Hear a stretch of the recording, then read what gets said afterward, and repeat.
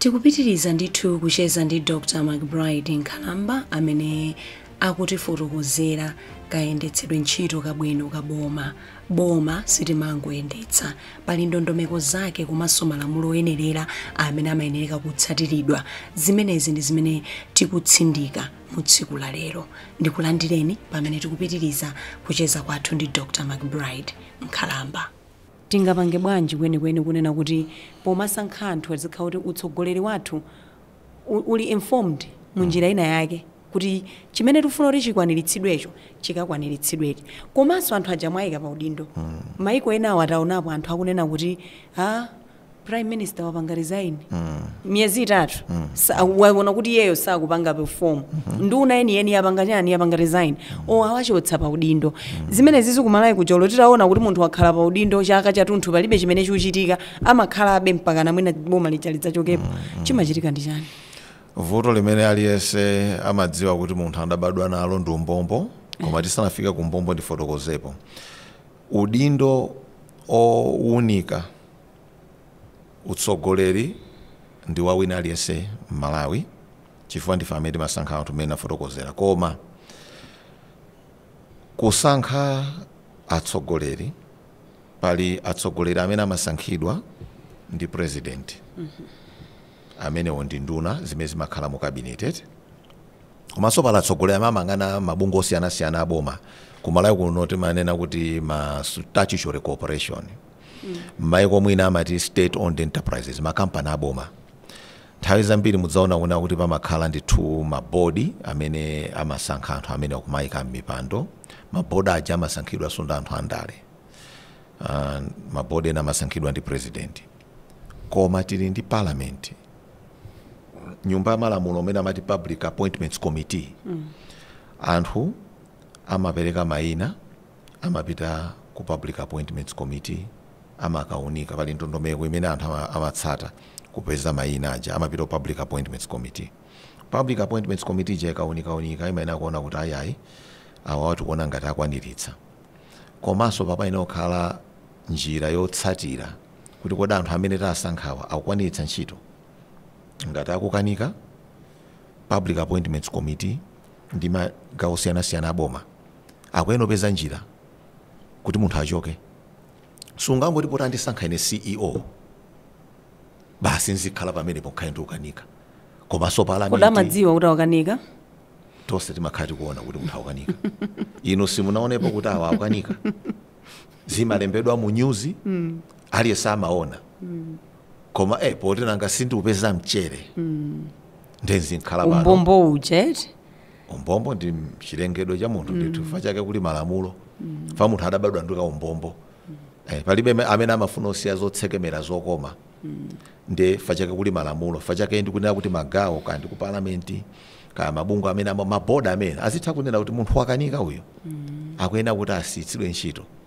Mudzaona ku Malawi munthu akamuza kuti siya ntchito amathamangira ku court injunction aya kundichotsa ine koma ndali mavuto munthu akuzoti wakanika.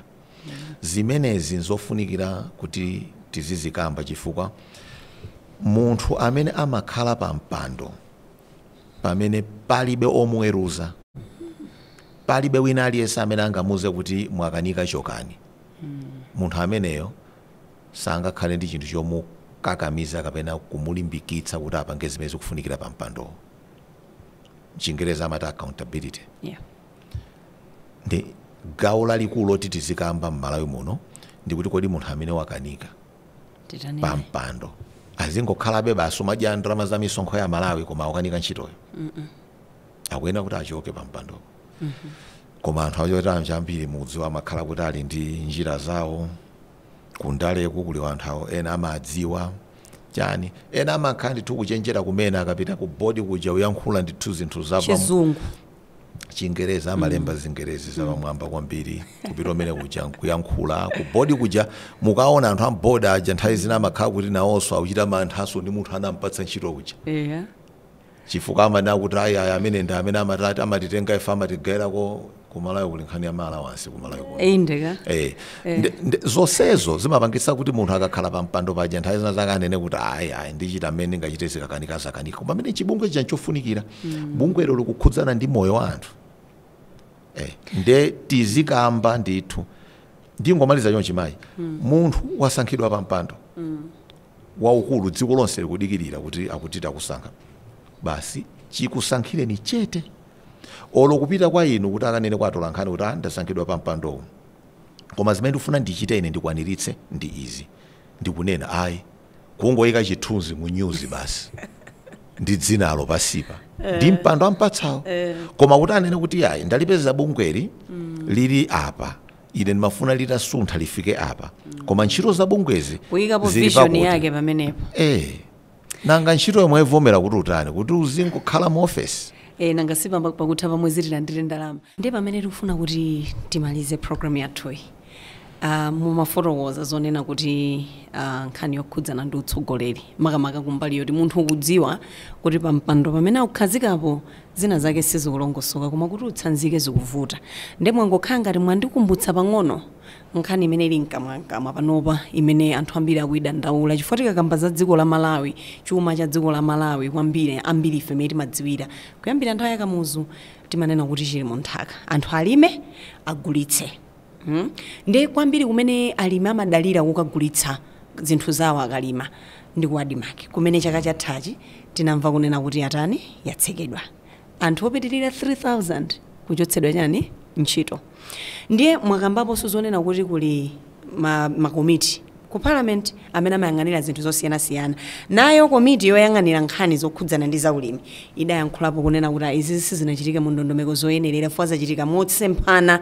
ndi lamulo limene linakhazikitsidwa bungwelo anthu over 3000 achotsedwa ntchito koma pakadali pano meti ukamba pano ayambiranso kuti alembe anthu ena ntchito ukagwira ntchito kwa Adimaki kucha situdziwa zoti nkhani zake nzomwezo za corruption kandi zakuba koma ndifuna tibwerere ku nkhani imene tikukamba ya kuyendetsa bwino ntchito boma olugwiritsa bwino ntchito chuma cha boma ndi utsogoleri oyenerera mwachitsanzo mmene inachitikira nkhani ya Adimaki ndi mmene zinthu zikuchitikira panopa Malawi wakumudzi akuvutika alibe kokagulitsa mbewu Malawi amene audziwa kuti nditha kugula chimanga mochipa alibe kuti akagule pakadali pano tikugula mavenda mitengo yokwera munganenepo chani zimenezi Dr. Nkhalamba zikomo kwambiri chamba nchona kuti nzomvetsa chisoni ndi mpaka pano tukamba nkhani ya Adimaki tukamba nkhani ya chakudya zaka pano patanena kuti makumi awo asanu ndi chimodzi ngati dziko tizikamba zakudya anthu adapita umwezi anzathu anthu oyenda ndi miyendo iwiri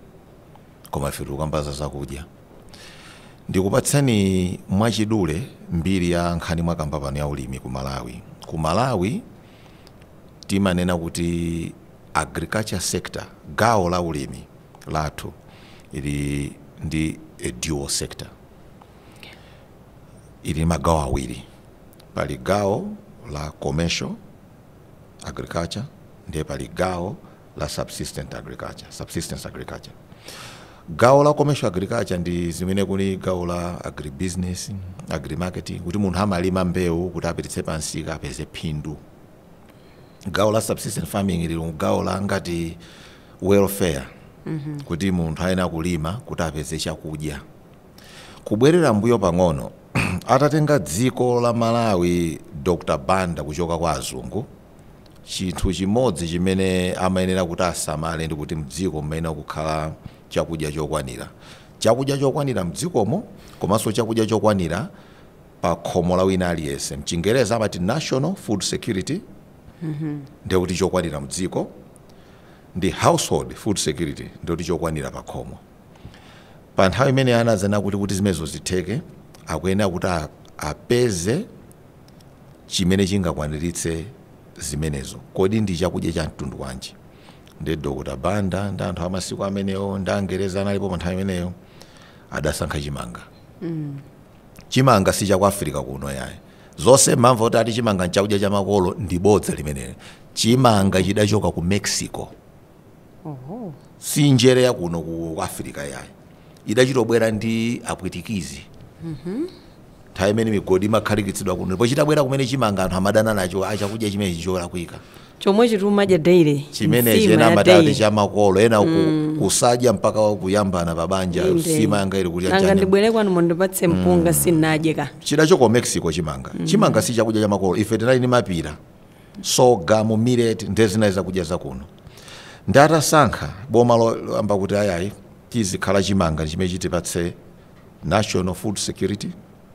chakudya chikhali chokwana mdziko ndi pakhomo household food security pali zinthu zingapo zimene zaonekera kuti zikufunikira choyamba chimanga chimafuna zolowa zambiri timati ma inputs fertilizer alowe pamenepo nanga sindi njere kuti siyadera lino yayi komanso kuti mulime yokwanira ndi pamene nthaka ikuguga chimatenga zambiri mu nthaka tike monso zambiri mmenemo komanso chimanga chimafuna anthu ogwira ntchito ambiri labor intensive nde zonsezo ndi zinthu zifukwa chake kuti boma limene okhala ndi ndondomeko zoonetsetsa kuti polima chimanga kuti chikwanire boma lilowepo ndefa chake pano pamamva kuti kuli AIP agriculture input program imene nali fertilizer input and subsidy program tsopano mwachilima chimanga chija mubwera pa gawo lachiwiri limene limakhala kuti anthuwa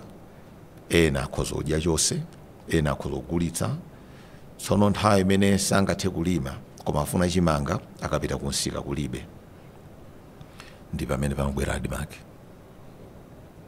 adimaki igule chimangacho anthu akalima ichisunge kutsogoloko akadya chimene chili m'makomochi adimaki chipititse chimangaso chija kunsika anthu achazithoma kugula chimanga chija kukwaniritsa kuti chaka chathunthu anthu mdziko ali nchakudya nde mukayionetsetsa adimaki sikuti idakhazikitsidwa kwenikweni kumbali ya commercial agriculture yayi kwenikweni inali kunena kuti poti chimanga mchingereza amatize strategic commodity ndi chinthu chimodzi chimene mdziko umene okhala nacho kuti muziti dziko lilipo lokhazikitsidwa chakudya chimanga ndibe chimayimira zimene ziku Malawi ndeti khale ndi bungwe lizichisunga chikalimidwa koma simbali ya commercial agriculture chotanthauza choti anthu amene amagulitsa chimanga kwa adimaki amembeza kuti adimaki dzagulitsa chimangacho pa mtengo kuti adzakwanitsenso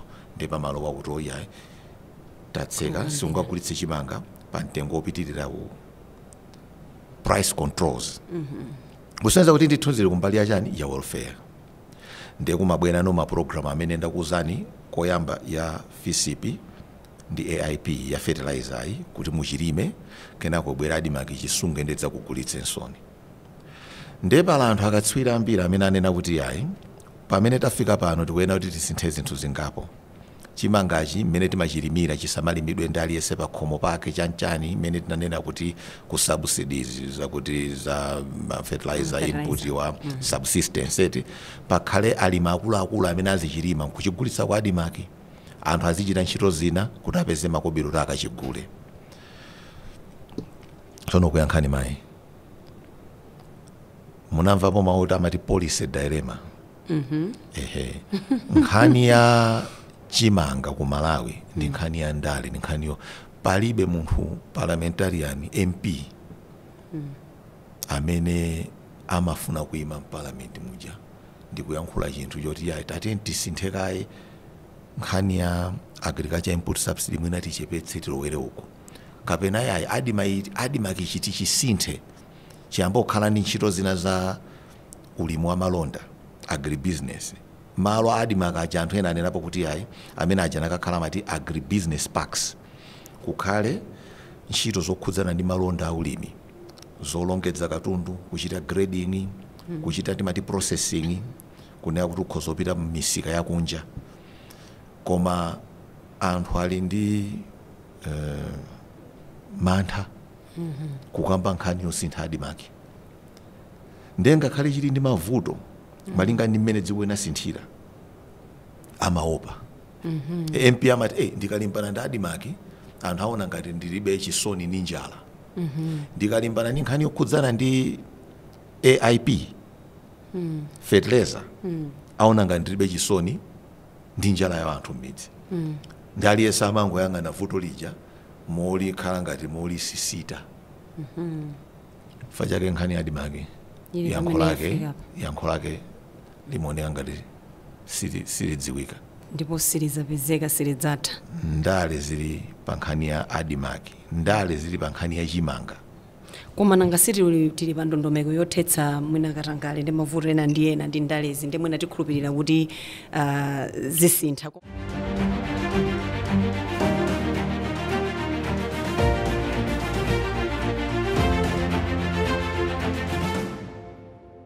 Pamene tikumaliza timakambirana kwambiri zokhudzana ndi kuti timvetsetse kuti tikakamba za dziko tikutanthauza chani, tikakamba zokhudzana ndi chuma cha dziko tikutanthauza chani. Ine ndimakhulupirira kuti ngati chuma cha dziko chikuyenda bwino, anthu akenso mdzikomo moyo wawo makhala kuti ukuyenda bwino. Ndiye kuti anthu amene akupanga mabizinesi ang'ono nawonso zimakhala kuti zikulongosoka. Koma pakadali pano pali zinthu zambiri zimene mdziko la Malawi anthu akukumana nazo ngati mavuto. For instance, kwanza anthu amene akupanga mabizinesi ang'ono kuli nkhani yokhudzana ndi magetsi, madzi, kukwera kwa mitengo. And yet anthu awawa ndi amenenso akuthandizira boma powonjezera mwina chiwerengero cha anthu amene ali pa ntchito. Kodi mwina zinthu ngati zimene zikuwakhudza pakayendetsedwe ka business wawo ngati mavuto amene angathe kupitirira, ndoti ngati dziko tikuona ngati kuti tikulunjikira kuti kunkhani yothandizira anzathu amene apanga mabizinesi ang'ono kuti akhale ngati akuthandizanso kupititsa patsogolo chuma cha dziko la Malawi. Zikomo kwambiri. Nkhani mwane nayi ndiyofunikira kwambiri fa palibe dziko limene chuma chake chinapita patsogolo popanda gawo lya anthu amenewa amene timati small and medium enterprise. Anthu amapanga mabizinesi, malonda, auti makampani ang'ono ndiponso makampani osati akuluakulu.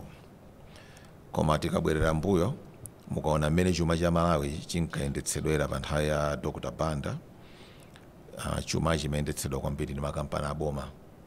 Mchingereza amati state led economy. Okay. Nde boma limakhazikitsa makampani, muwadziwa makampani ake kunali Press Corporation, olokugulitsa tomato ene yamagulitsa boma PTC, moteromo. Ndi boma limanena kuti munthu akhale ndi zofunikira zake, amanena kuti akhale ali pa ntchito.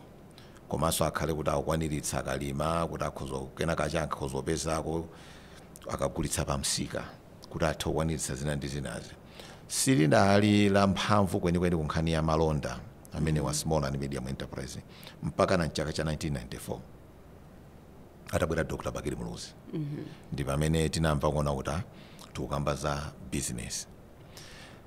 Koma pa nthawi imeneyo anthu ambiri anata tiyamba business panali zifukwa ziwiri. Inde nanga sindipeze njira phindu londi titauzisamala ndi banja langa. Komanso padali anthu amene anali mundale amene amangotapo kuti ndili mundale ndena nenso nzipanga business. Koma si munthu wa business ayi. Ndingopita kuboma ndikakhala ngati ndimapanga izi ndi izi mwakuti kungopanga register company. Nde chimene chidachitika anthu amene aja anamera nzeru zokuti pakakhala mwayi wa business kuti anthu ene amene amapanga business mdziko afuna kupanga business akaona kuti pali mwayi umenewu iwo amafuna athamange atenge mwayiwo. Koma munthu yesu wa business itwe amagona maliro anthu adamukonda kumudzi ndi adampatsa MP. Ndiye wakhala MP mwina ampatsa mpando katunduna ndiye wasanduka wa business. Zimenezo zomveka. Anthu amenewo ndi amene amathamangira nkukatsekereza anthu ene amene amayidziwa business iwo. Chifukwa chake ku Malawi mukaona vuto lambiri limakhala ngati kuti mwina nthawi zina mwina anthu andale akulimbana ndi business. Anthu andale akulimbana ndi munthu oti si wandale amapanga di business ya chilungamo yokuti ikhozo kupititsa chuma patsogolo kuti amene mwina zimene akupanga zipanga ndine kuti nzipeza phindu. Koma munthu alibe njira sayidziwa ndi business komwe.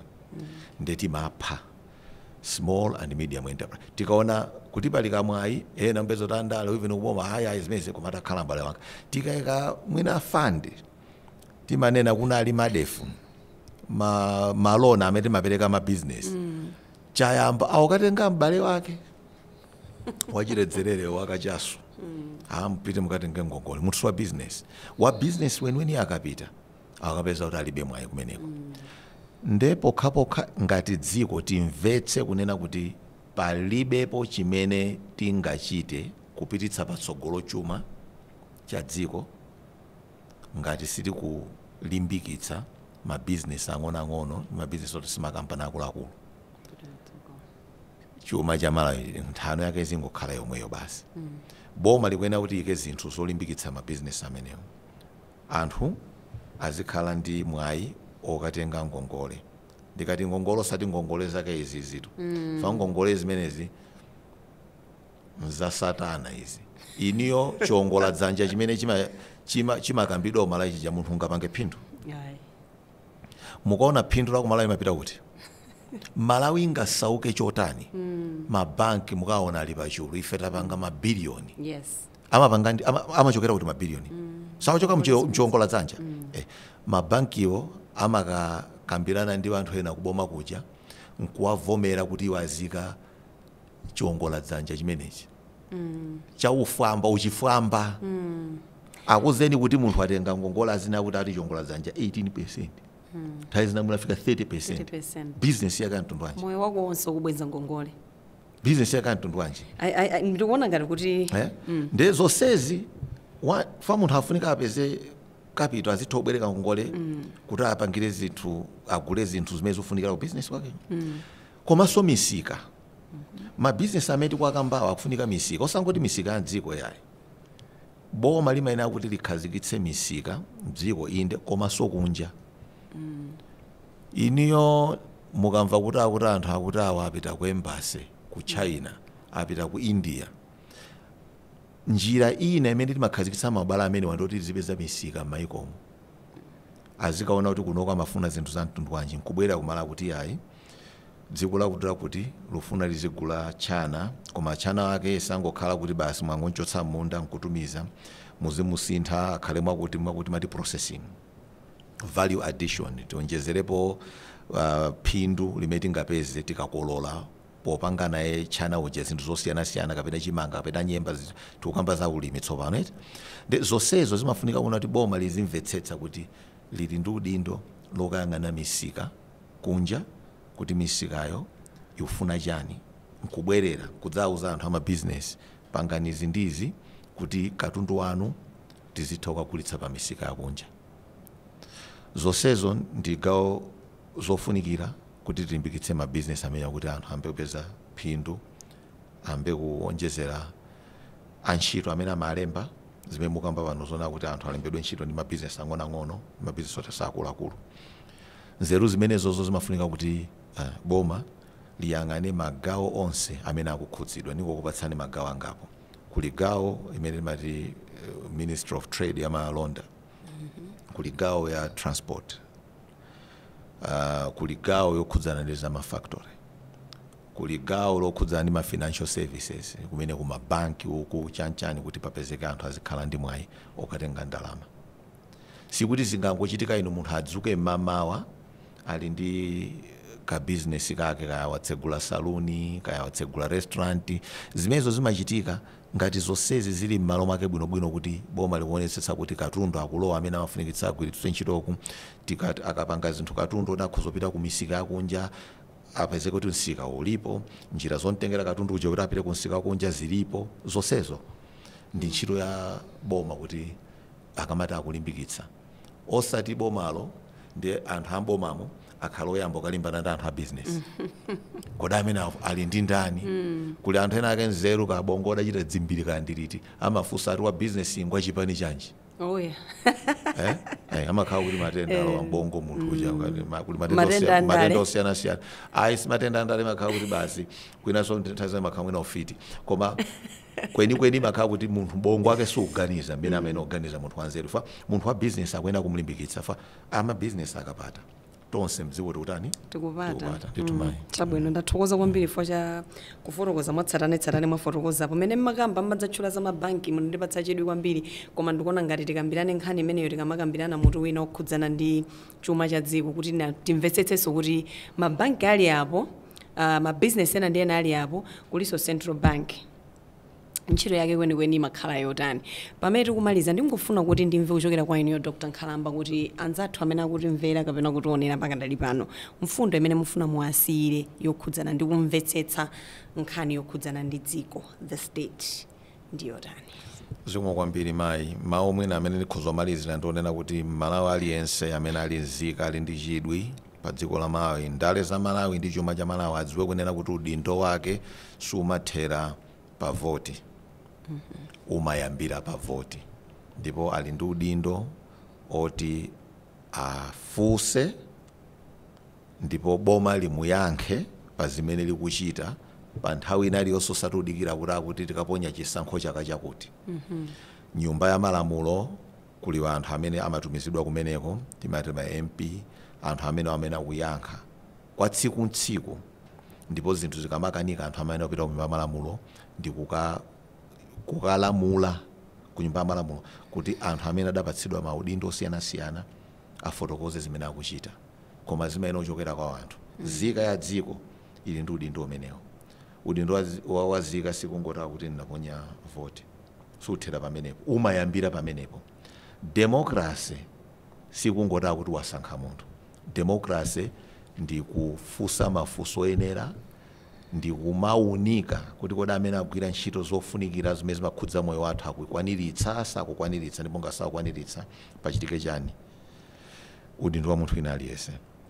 Komanso mawu omaliza ena amene ndikhoza kufotokoza ndionena kuti amene anabwera kumakuwuzani kapena munthu amene angabwere kukuwuzani kuti aya kumalawi kuno ayi zimakhala chonchi basi mbava achifwamba amene iwowo amapindula zinthu zikakhala zoonongeka. Malawi zinthu zambiri zikhoza kusintha aliyense akudziwa muli mwayi osiyanasiyana ndipo kuti zisinthe zikuyambira kuti aliyense amene ali zika wa dziko azizifunsa kuti ineyo choyamba kuti ndisinthe ine ndi chani. Ndisinthe mmene ndimaonera ndale, ndisinthe mmene ndimaonera utsogoleri, ndisinthe mmene ndimaonera udindo wanga mdziko. Zimenezo zimene khaza mawanga omaliza pano. Chabwino.